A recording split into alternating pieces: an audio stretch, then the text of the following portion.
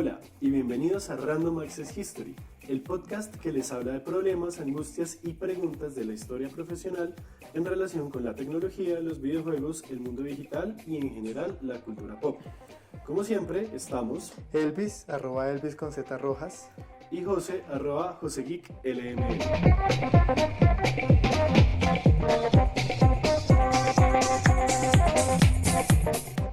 El episodio de hoy es algo especial porque el pasado 21 de octubre, domingo, se emitió el último programa de Historia del Mundo por Caracol Radio. Ya como muchos sabrán, pues Diana Uribe duró poco más de 18 años en ese programa y nada, así acaba una era muy importante de lo que fue la historia en Colombia. Entonces esto nos da pie para hablar de Diana Uribe. O sea, yo sé que es un tema que no mucha gente sabe ni le preocupa, pero pues desde la historia es un tema relativamente recurrente. Sí, desde la academia es un tema como muy de tabú y de confrontación también. Entonces, pues bueno, el episodio de hoy va a ser sobre Diana Uribe.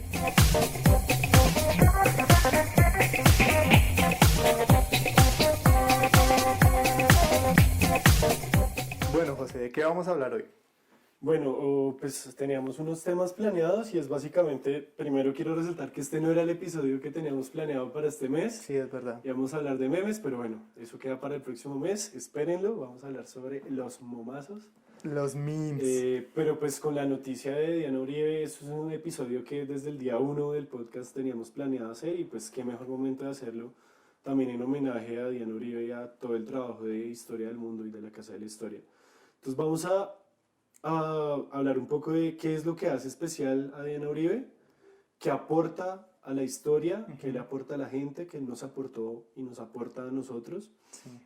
Vamos a dar nuestras opiniones sobre ella. Sí, ¿Te parece? Sí, claro. Usted puede despotricar todo lo que quiera. No. Y vamos a contarles un poco de lo que consideramos y hemos visto que es el debate de Diana Uribe contra la historia profesional. Sí, ¿cuál es el rayo ahí? Sí, ¿cuál es el rayo? Eso es realmente lo que pasa. Comencemos diciendo que Diana Uribe nació en el 59, es una filósofa, o sea, ella de pregrado es filósofa, pues colombiana, y pues la hemos llegado a conocer mucho por su trabajo en Historia del Mundo, por sus audiolibros. Eso es un punto que va a ser muy importante luego, los audiolibros, que no son libros, sino audiolibros.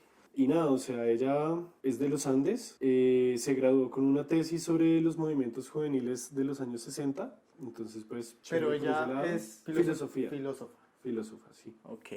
Según tengo entendido, ella también trabajó en un momento como profesora, si no estoy mal, en un colegio, y de ahí como que le cogió el gusto como a contar, a narrar la historia. Pues ella en entrevistas ha dicho que desde pequeña siempre se sintió muy atraída con la historia, ¿no? No sabemos, pues digamos en su formación como filósofa, hay mucho énfasis en la historia, de pronto ahí también nace ese germen también, o se desarrolla por completo en seguir esta travesía de contar la historia. Sí, igual ella también cuenta que entró a estudiar filosofía en los Andes porque pues cuando ella entró a la universidad en Colombia todavía no se había profesionalizado la historia desde pregrado. Entonces pues también, igual por ejemplo Mauricio Archila tampoco es historiador de pregrado, él estudió filosofía y letras con énfasis en historia, que es lo que más o menos había en esa época. Sí, es lo que más se parecía. Sí, es lo que más se parecía y de todas formas en esas carreras que eran letras se estudiaba historia. Sí, el énfasis era como historia y geografía, como se concentraba mucho en esas dos. Y pues filosofía, letras y sí, eso. pues la filosofía venía de la mano con la historia, entonces como los cambios. Bueno, entonces ahí de entrada podemos decir que pues ella tiene un origen muy similar a muchos de los historiadores que hoy en día son los historiadores de Colombia, los grandes historiadores. Sí, claro, no había una carrera como tal, no se podían llamar a ellos mismos historiador, yo soy historiador. Profesionalmente, claro. Porque historiadores, vamos a ver más adelante qué es lo que hace historiador a alguien que le dicen historiador. Porque en un comienzo sí se podría decir que ellos son diletantes de la historia. ¿Qué es diletante? Diletante es como un aficionado, un amateur. Ah, un amateur. Entonces, no eran profesionalmente, pero la ejercían y eran reconocidos por ser historiadores. Ah, ok, listo. Entonces, pues, Historia del Mundo en lo que lleva, pues yo la verdad lo empecé a escuchar cuando ya estaba en bachillerato y me pedí de cumpleaños los audiolibros de Historia de las Civilizaciones y eso también me fascinó, me encantó. Nunca me los terminé de escuchar completicos, pero lo que escuchaba yo decía como, wow, o sea, qué chimba que a uno le cuenten la historia así. No, ya, no me voy a aguantar todos los halagos a Diana por emocionarme. Yo sí escuché más bien el programa de radio, lo escuchaba online. Sí. Lo escuché muy pocas veces en vivo. Pero sí, o sea, literal, o sea, como ella expresaba, le hacía a uno entender, ¿no? Esos grandes procesos, uno los digería muy fácilmente. Es muy digerible, exacto. Pues nada, o sea, ese es digamos que el trayecto de Diana Uribe. Ella pues también tengo entendido que hace como tours por países, diferentes países. No, eso sí, no, no Y, lo sabía. o sea, tú puedes ir con ella a un viaje y que ella sea tu guía.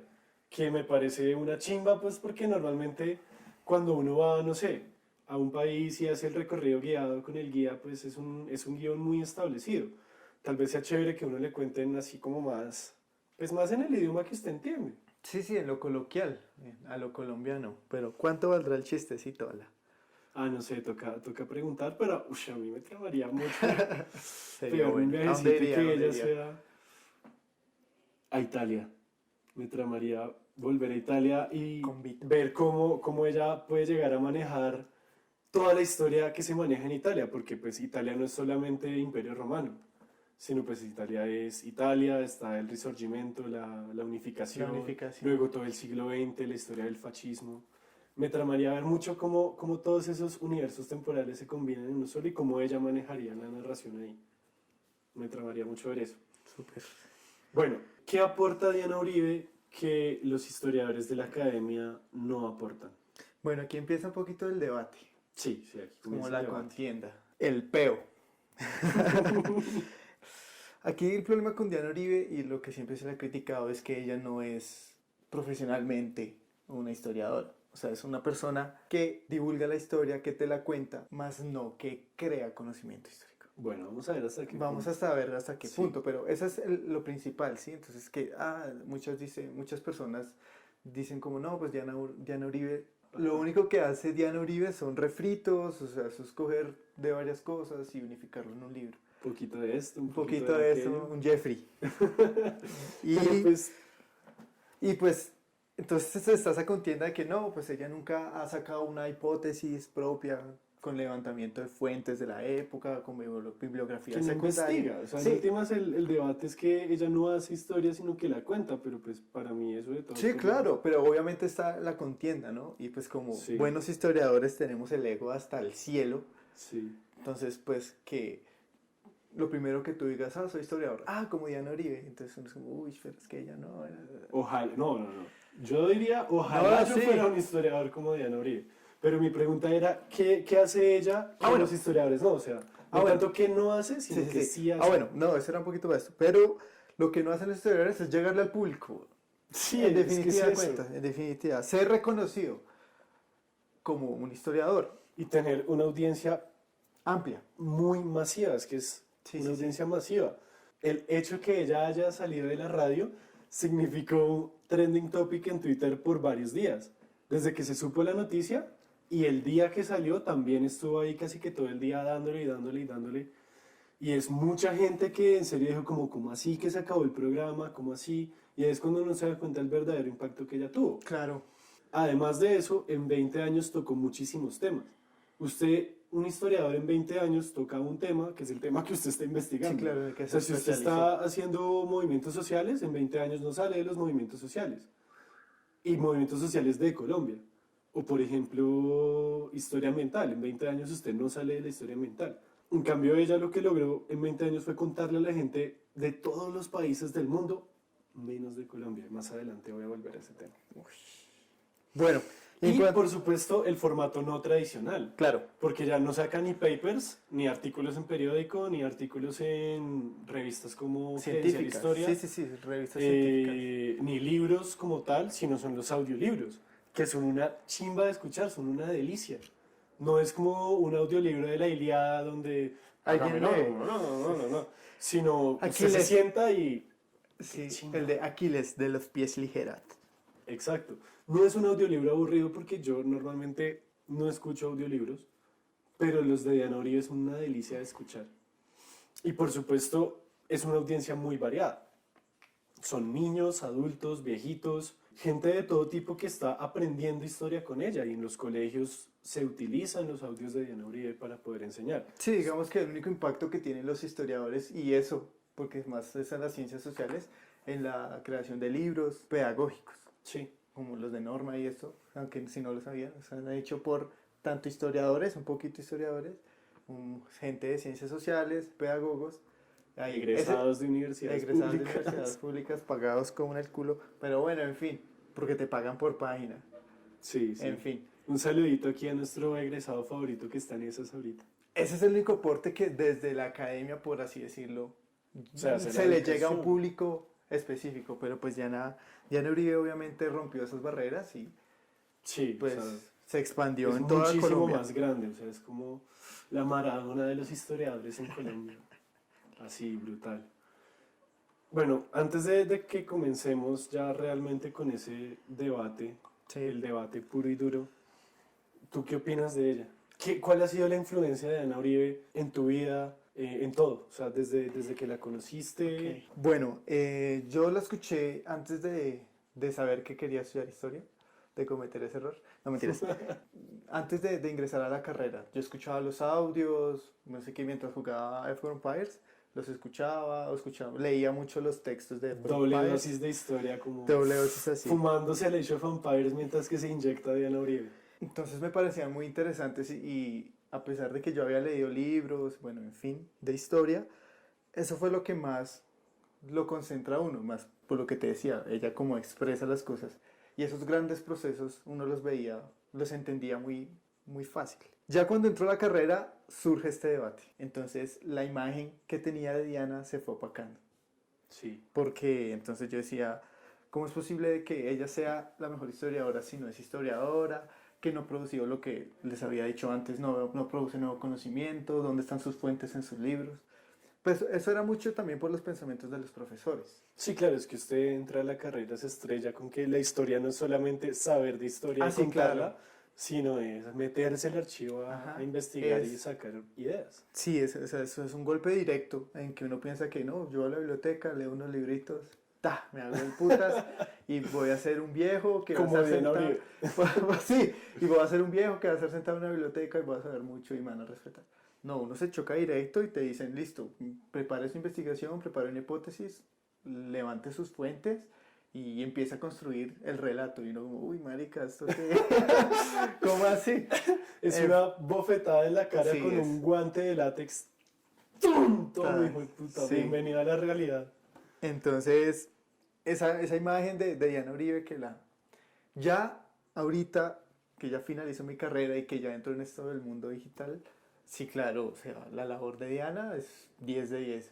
No sé si el espacio que deje ella lo va a ocupar una persona profesionalmente de la historia.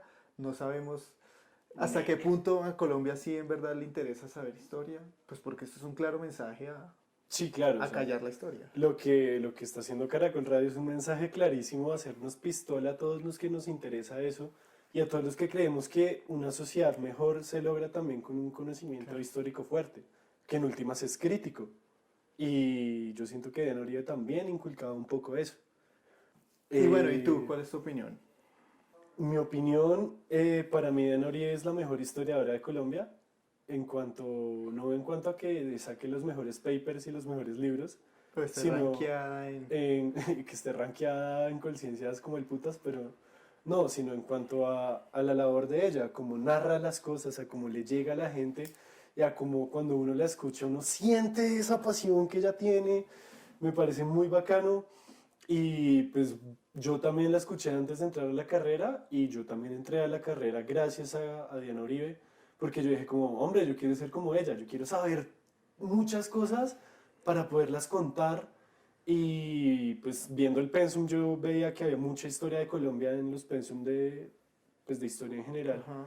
Yo dije como yo quiero poder hacer lo que ella hace pero contando la historia de mi país. Y bueno, es algo que más o menos todo por allá, para allá voy. También me estrellé, también dije como así esta señora no es historiadora, pero nunca la vi con malos ojos, sino que mientras que todos decían, es que no es historiadora, yo en el fondo, en un rincón, esperando como, no, ella sí, ella es lo máximo, yo la adoro, me enseñó mucho, qué chimba ser como ella, qué chimba poder contar las cosas como ella. Y pues bueno, nuestros datos random son un poco eso, son un poco ese intento de acercarse a ella. Igual tú le preguntas en la calle a la gente, a tu misma familia, que usted que estudió, ¿no? Historia.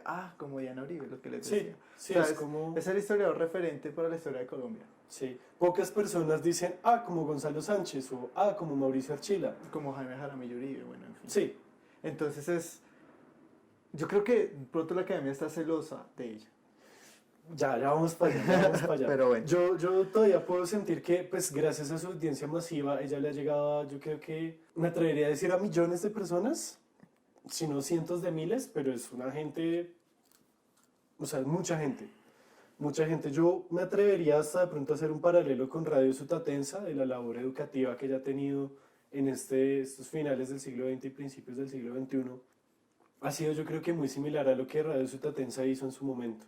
Porque de todas formas el formato radio es también masivo y en Colombia hay una cultura de radio bastante fuerte. Sí, es grande. Entonces, sí, o sea, yo siento que, por ejemplo, si yo iba en el carro o estaba en la casa y mi mamá dejaba poner algo de música o algo de ruido, pues nada, 11 a.m. domingo, historia del mundo, de una. Y si no, yo me acuerdo que yo también ponía los audiolibros como, no voy a hacer nada este domingo, pues nada, pongamos ahí el CD3 de historia de las civilizaciones y pues escuchémoslo, porque pues qué chimba.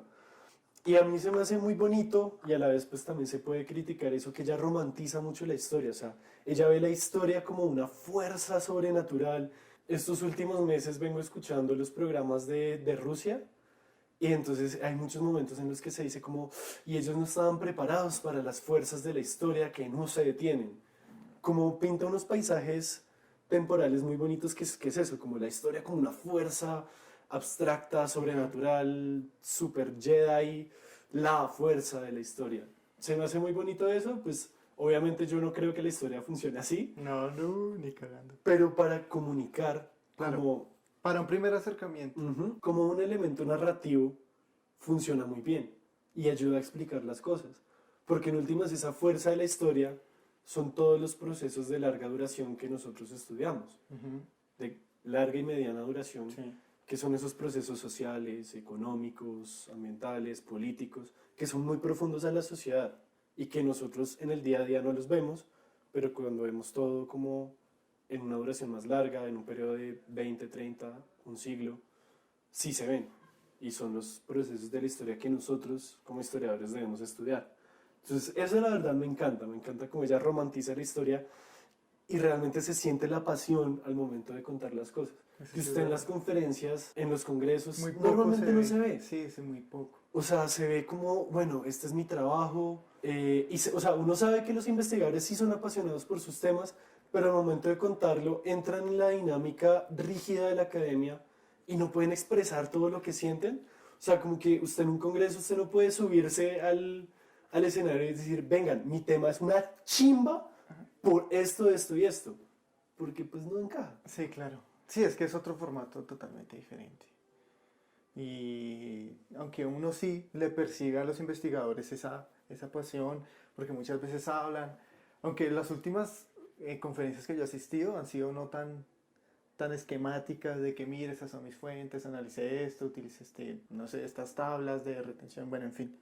Pero es porque ya tú y yo ya estamos en otro medio que no es la historia tradicional. Sí, ya es otra generación. Eso es lo que me gusta. Bueno, y entonces hablemos ahora de... El meollo del asunto. El meollo, ahora sí, ya. ¿Cuál es el raye de los historiadores con Diana Uribe? Ya hemos dicho... Ya yo hablaba un poquito de eso y se basa básicamente en el quehacer histórico. Obviamente las fuentes, pues que Diana Uribe nos cita, no hace referencia a libros, muchas cosas de las que ella hace, las ha leído o ella las reinterpreta. Entonces, digamos que no hay un conocimiento científico que esté soportado por fuentes o por objetos del pasado en que en verdad digan como, sí, eso es lo hay que un respaldo de este discurso que estoy diciendo, de esta narración histórica que estoy diciendo. Pero yo creo que no es tan así, ¿sabe? Digamos O sea, que desde la yo academia, siento que desde ella- la academia sí se sí, ha se visto le ve así. así. Se le ve. Yo creo que primero los que la critican desde la academia es porque no la han escuchado bien. O sea, no la han Ujú. escuchado sistemáticamente, sino que escucharon un pedazo y dijeron, ah, no, esta señora está diciendo babosadas, Ahora. se inventa y habla en un lenguaje súper coloquial, que no es lo de la academia. Y le encuentran una imprecisión y ahí Ya, y de ahí la se atacan, agarran. sí. Pero pues digamos, voy a hacer de referencia al último que escuché, que es toda la saga de la historia de Rusia, de la Unión Soviética y eso. Y ella, cuando habla del siglo XX, constantemente se refiere a Hobsbawm. Ujú. Le dice Hobsbawm. Y yo he escuchado mucha gente que dice Hobsbawm y me estoy empezando a dudar seriamente cómo se dice Ajá. ese apellido de ese historiador tan importante. Se nota que ella sí lee a los historiadores serios, ella sí lee las investigaciones, sí hace referencia, pero no es explícita, porque en últimas a la gente qué putas le va a importar de dónde está sacando esa información. O sea, es como la confianza que uno deposita en ella de que no se está inventando las cosas y que ella es una investigadora en cuanto a que lee fuentes secundarias. O sea, ella sí hace la tarea de investigar. Ujú. ¿Cómo investigaría una persona normal? Como, bueno, yo quiero informarme de este tema, pues yo no me voy a ir al archivo a informarme de ese tema, porque pues yo no sé nada del método histórico. Igual, ¿cuál es el objetivo en sí de Diana? Comunicar la Sí, historia. es contarla, Más no es allá, investigar no ni es. crear una hipótesis Sí, ni sí, una claro, teoría. o una nueva teoría, sí. Es simplemente dar a conocer Sí. lo que pasó. Ahí la pregunta sería si hacer historia es muy diferente a contar historia. En cuanto a que quien es historiador hace la historia o cuenta la historia. No, O ambas. ambas. Yo creo, Luis Andrés Rojas Rodríguez, número de cédula 10, creo que es ambas, pero es más la primera.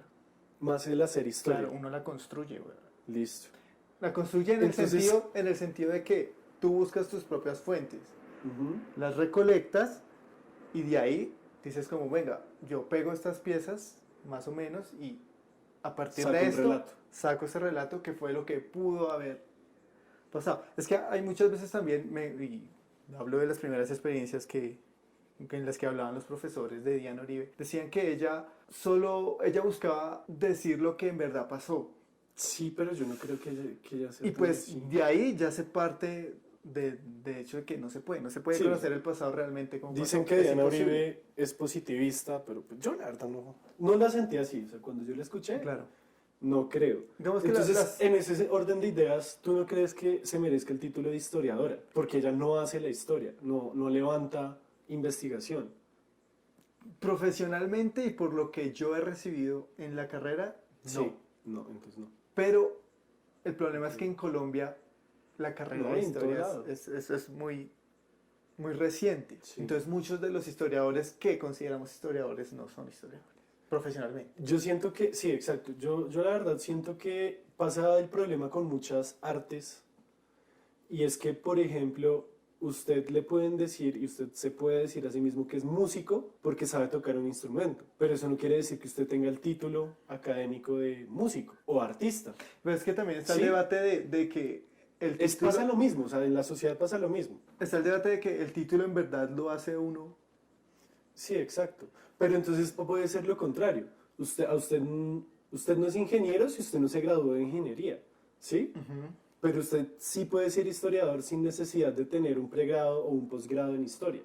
Es que ese es como el problema que yo veo ahí, como que historiador es quien trabaja con el pasado de alguna u otra forma, para la sociedad.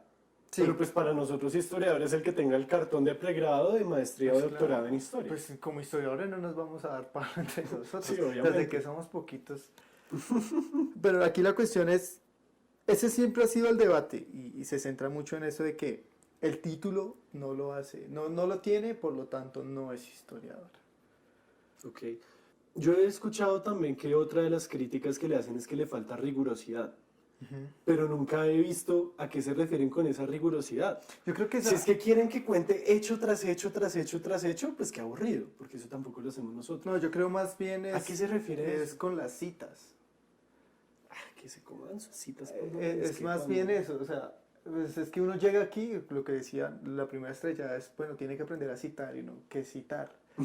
Pues que usted no se puede tomar una idea de alguien, sino que tiene que hacerle el respectivo enunciado, se tiene que nombrarlo, Sí, sí. porque no es una idea suya. Lo que veíamos con los derechos de autor y todo eso. Ujú. Entonces de pronto, y lo que decías, la academia está un poco celosa de ella en el sentido de que ella pudo llegar a un público amplio, no siguiendo el mismo proceso de historia académica, Sí. sino con una historia mucho más digerible, mucho más cotidiana, que cualquier persona podía leer, escuchar, leer.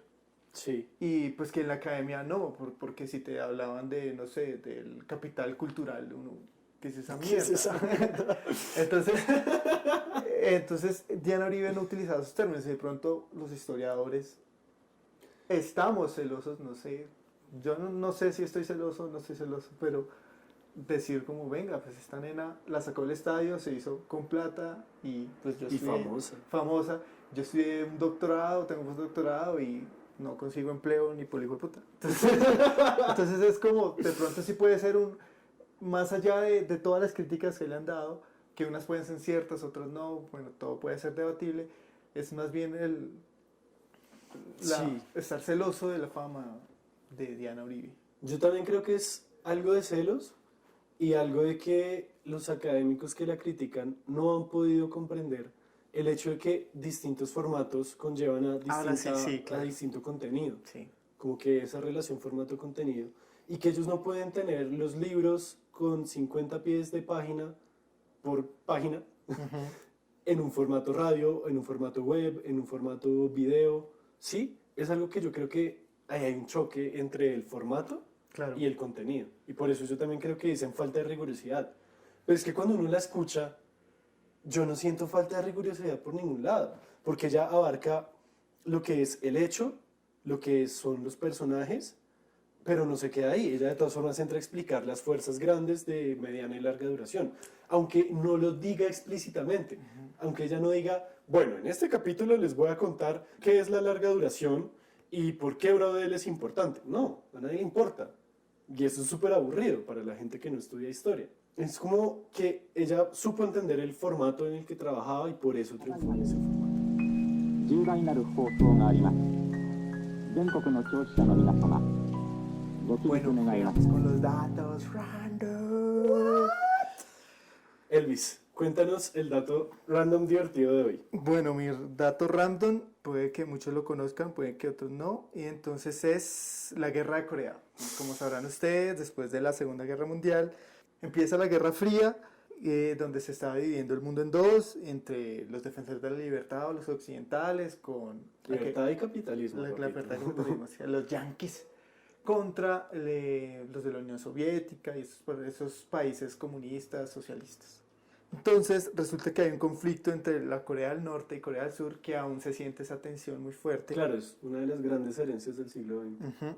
En 1950, entonces Corea invade a Corea del Sur. Entonces, claro, todo el mundo como, uy, ¿cómo así? ¿Qué pasó? Acá de cuenta como Colombia y Venezuela, así que nada, que le vamos a invadir, pero mucho más denso. Claro. Corea invade a Corea del Sur, entonces la ONU dice como, no, venga, tenemos que... Ahí lo voy a parar un momento porque quiero resaltar, quiero que los que nos escuchen piensen en esto. Se llama ese periodo la Guerra Fría, pero es que Guerra Fría solamente fue fría en cuanto a que no hubo conflicto abierto entre Estados Unidos y el Occidente y la Unión Soviética. En el resto del mundo, y nos tocó a nosotros también, fue una guerra caliente. O sea, este ejemplo de Corea no es un ejemplo de Guerra Fría, es un ejemplo de guerra caliente en el marco de lo que se denomina coloquialmente Guerra Fría. Esto, o sea, esta guerra que usted va a contar no es fría, Sí, es sí, más sí, claro. caliente que una papa, hermano. Se siga. Esa es una cita. Un pie de página, no mentiras. Y entonces la invaden, entonces la ONU dice como, no, venga hermano, necesitamos proteger la libertad. Y entonces llaman hacen una convocatoria, que necesitamos gente para ir. Y entonces Colombia, con su honorable presidente Laureano Gómez, en 1950 empieza a conformar el batallón Colombia, que va a ir a la guerra de Corea. A representarnos. De las Américas a Estados Unidos. Sí, supongo. obviamente, porque pues como sabrán y como lo dijo la senadora Cabal, Ajá. que Laureano Gómez era el mejor humanista que tuvo Colombia. Él quería acabar con el comunismo y la expansión del comunismo, entonces el 30 de junio enfiló, bueno, ahí la cifra no la tengo bien clara porque leí aproximadamente unos 5.000 combatientes Ok. colombianos. Y bueno, entonces se fueron, eso duró 3 años y digamos el saldo de esa guerra dejó con 639 bajas en combate, Ujú. que no todos combatían, muchos les tocó vigilar resguardos de celadores. Y, Nos mandaron de celachos. y 163 muertos, 448 heridos y 28 prisioneros que fueron luego canjeados. Bueno, en fin. ¡Cachín! Hubieron también desaparecidos. Entonces, yo quería traer esta guerra a contexto porque Colombia estaba grave. Había iniciado la violencia. Habían pasado solo 2 años después de la muerte de Gaitán. Sí, Entonces, aquí adentro estábamos en estaba las pesado. malas. Y entonces lo que quisieron era opacar un poquito esa guerra bipartidista con un el símbolo con un patriótico. símbolo que patriótico es- para así, como Sí. reafirmar. Entonces ya en 1953 se firma la amnistía que puso fin a las hostilidades. Sin embargo, aún actualmente, ahorita, sigue estando otra vez como... Pues sí, siempre va a haber esa tensión. Bueno, ya hasta que los dos presidentes fueron Se a la dieron la frontera y mano, se dieron sí. la mano. Pero pues eso Eso no fue re significa... bonito y el Kim Jong. el Kim Jong. Bueno. Bueno, ese es mi dato random. Si lo sabían o no, Colombia participó en una guerra internacional en Corea. O sea, aquí a la vuelta nomás. Es el famoso Batallón Colombia. El Batallón Colombia, sí, señor. Bueno, yo le traigo dos historias, que en realidad es una sola. Y se trata de las dos Beatriz de la Conquista. En honor a el Día Hispanoamericano en el que todos se creen historiadores, conocido como el Día de la Raza o 12 de octubre. El 12 de octubre. Pues no sé, a mí me raya mucho que ese día todo el mundo cree que la historia tiene buenos y tiene malos. Entonces los españoles son los malos porque vinieron y saquearon América, mejor dicho, se llevaron todo, mataron a todo el mundo. Nos engañaron Vinieron y con se hicieron- espejos. Ajá, mejor dicho, sí, yo quiero la verdad que quienes nos escuchen se olviden un poco de esa idea y vean que la conquista y la colonia fue algo muchísimo más complejo que simplemente buenos y malos. Y para eso traje dos historias. Resulta que cuando Sebastián de Belalcázar llega a Santa Fe y se encuentra aquí con el Gonzo, ¿sí sabes quién es el El Gonzo? Gonzalo Jiménez de Quesada y Pia. Exacto. Él llega con dos indígenas de nombre Beatriz, bautizadas así por los españoles. Estas dos mujeres tenían historias muy diferentes. Una, imagínese, es el primer matrimonio católico que un español contrajo con una indígena en el territorio actual de Colombia. Ujú. Es decir, la primera esposa indígena de Colombia, O sea, si se quiere. el primer matrimonio católico. Ajá. Pero que un español Sí, tuvo con la una indígena. Con sí. la indígena, sí.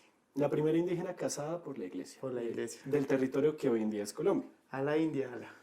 Sí, señor. Era esposa de un tal Lucas Bejarán, que en su lecho de muerte en Ibagué, el man venía de todo lado, pues el man se estaba muriendo y le dijo al padre que iba con ellos como, hombre, venga y me casa con esta señora, con esta indígena que yo la amo y pues quiero que antes de que yo me muera nos casemos. Ella venía de México, de lo que hoy en día es México, era mexica. Y lo había acompañado desde allá, o sea, llevaban muchos meses, casi que años juntos. Entonces, más que una posesión, ella era su compañera de vida, ya tenían hasta hijos y todo. Beatriz de Bejarano fue la primera esposa indígena de nuestras tierras y eso lo que le permitió fue tener una posición relativamente privilegiada con respecto a otros indígenas. No la esclavizaron, no sufrió lo que otros indígenas sí pudieron haber sufrido y sus hijos tuvieron un mejor futuro. A la segunda Beatriz no le fue tan bien. Su nombre indígena era Jumbo, que en quechua significa danzante, alegre o encantadora. O sea, que el jumbo aquí de Ayuelos, Significa danzante, alegre o vale. encantador, si se quiere. yo pensé que... Y ella fue vendida a un tal Juan de Arévalo. Este tipo la bautizó como Beatriz, porque era muy importante bautizar a los indígenas en ese entonces. Claro. Pues para catolizarlos. Ella era muy bonita, según cuentan las fuentes. Y este tipo la subastó, o sea, la compró para subastarla porque era muy bonita. En la subasta se la consiguió un tal Hernán Pérez de Quesada. Le ofreció una esmeralda tan grande que decían que el nombre de la esmeralda era Espejo Grande. Y parece que esta Beatriz volvió muy loco a Hernán, al que él dio la esmeralda por ella, porque era muy bonita, entonces lo volvió loco. Hasta al punto de que uno de sus amigos cercanos escribió sobre la relación de ellos dos más quiere el rabo de la dicha india que la conversación de sus amigos. ¿Le suena familiar? Como cuando usted tiene una novia, se olvida de los amigos. Ah, sí. Más o menos eso pasaba. Eso nunca pasa. La relación de ellos era como tan, no sé, como tan llamativa que las autoridades tuvieron que abrir un expediente al respecto y gracias a ese expediente es que sabemos esta historia. Estas dos historias de una india que es vendida a diestra y siniestra por su belleza y otra que por su compañía, su fiel compañía, se casó, logró casarse con un conquistador, pues con un soldado, demuestran como los tipos de relaciones que son más complejos de que vinieron aquí a matar a todos, ¿sí? Entonces la conquista no fue un simple saqueo de América, sino que se tejieron unos lazos afectivos, económicos, mucho más complejos que simplemente venir a matar y a sacar todo el oro. Entonces eso quiere decir que más o menos en la historia no hay buenos y malos. Y eso Ese muy es mi dato importante. random de hoy. No, muy bonito, José. Bueno, muchas gracias ya por escucharnos. Si disfrutaron, aprendieron un poquito, se rieron, no sé, sonrieron o lo vieron todo, pues de todas formas compartan este podcast en sus redes. También en las cenas familiares, en el bus, como dijo Diana Uribe en su último programa, haciendo el desayuno, en la ciclovía, en todo momento. ¡Ah! Como sea, en todo lado. También recibimos comentarios, quejas y reclamos, insultos. Yo no. Recuerden que nos encuentran en las aplicaciones de podcast, en iTunes, SoundCloud, Stitcher, YouTube y que también nos encuentran en Twitter como @podcastrah de Random Access History. Especial agradecimiento de nuevo a Sergio Tobar por la musicalización y a Andrés Ramírez por la producción de sonido. Él es Gonzo también. Sí, el Gonzalo Andrés Ramírez. De nuevo, gracias y se despiden como siempre. Quien les habla, Elvis Rojas, @Elvis con Z Rojas. Y José Nicolás Jaramillo, @JoseGeekLML en todas las plataformas.